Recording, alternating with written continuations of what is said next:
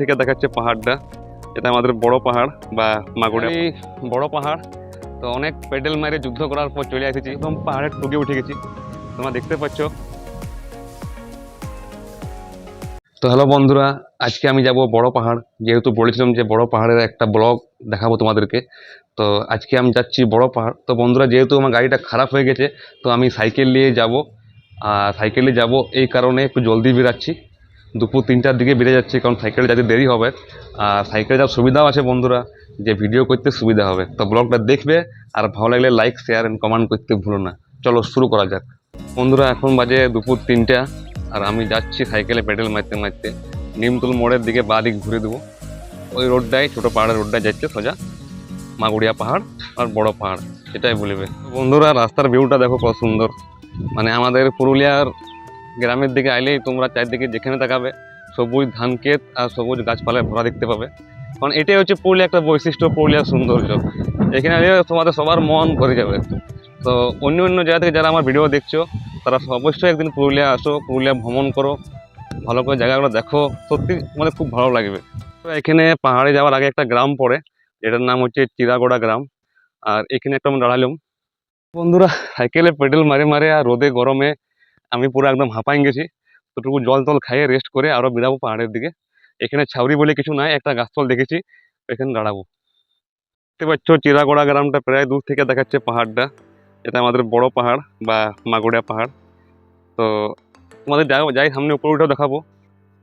যাই হোক বন্ধুরা, ফাইনালি পৌঁছে গেলাম পাহাড়ের আগেটাতে, মানে একটু হলেই দেখতে পাবো পাহাড়টা। আর এখানে দেখো কত কাশফুলের মেলা, চারিদিকে দেখতে পাচ্ছ কত কাশফুল ফুটে আছে। তো এত কষ্ট ঘামে ঘুমে রোদে গরমে এসে গেলাম তোমাদেরকে দেখাবার জন্য পাহাড়ের ভিউ। আর একবার কাশফুলের ভিউটা কখন দেখাচ্ছে, মনে হচ্ছে যেমন দুর্গাপুরে চলে আসছে। সত্যি গ্রামে গঞ্জে কাশফুলের মেলা দেখলেই মনে হয় যে দুর্গাপুরে চলে এলো। তো খুব সুন্দর একটা ভিউ। এবার যাবো পাহাড়ের উপর দিকে, ওইখান থেকে ভিউটা দেখাবো। পৌঁছে গেছি ফাইনালি বড় পাহাড়। তো অনেক পেডেল মারে যুদ্ধ করার পর চলে এসেছি। চলো দেখাই তোমাদের একবার ভিউটা, উপরে যাবো, উপরে ভিউটা দেখাবো। আর উপরে কি কি আছে, কি কি মন্দির তোমাকে সব দেখাবো। তো চলো যাওয়া যাক উপর দিকে। তো বন্ধুরা, আমাদের বড় পাহাড়ে অনেকগুলো সিঁড়ি আছে, মানে ছোট পাহাড়ের থেকে বড় পাহাড়ের সিঁড়ি ভালোই। আর এখানে দেখো আগের থেকে অনেক সুন্দর করেছে, মানে একটা পর্যটন কেন্দ্র করে দিয়েছে, দেখতে পাচ্ছ তোমরা সবাই। আর উপরটা পুরো জঙ্গলে ভর্তি, কিন্তু সিঁড়ি আছে, তো আরামসে উঠা যাবে, কোনো ব্যাপার নেই। তো চলো উপর দিকে যাওয়া যাক।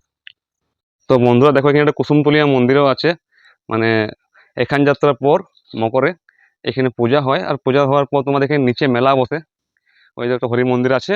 আর এই গোটা জায়গাটা জুড়ে মকরের পর এখান যাত্রার দিন মেলা বসে।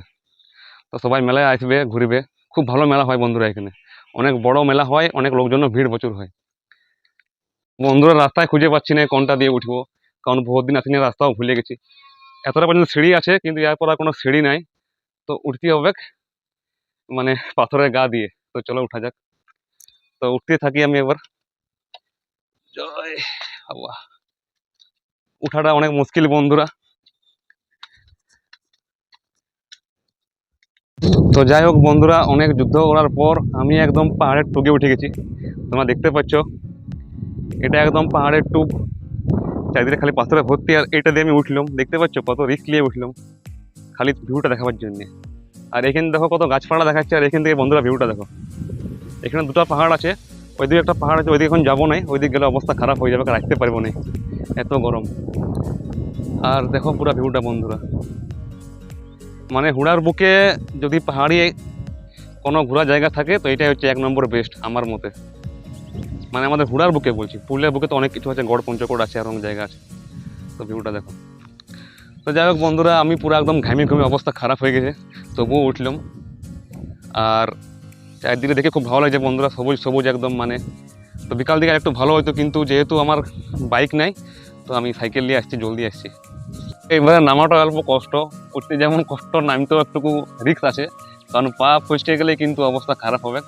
তবুও অনেক সাবধানতা অবলম্বন করে নামছি, উঠছি। তো এবার নামতে হবে, দেখো লাস্টে পাহাড় থেকে নিচে নামে গেলাম। আর আজকের পাহাড়ের ব্লগটা এখানেই শেষ করছি।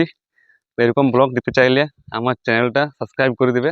আর যদি ফেসবুক থেকে দেখছো, তাহলে লাইক কমেন্ট আর ফলো করে দিবে। টাটা বাই বাই, দেখা হচ্ছে নেক্সট ব্লগে।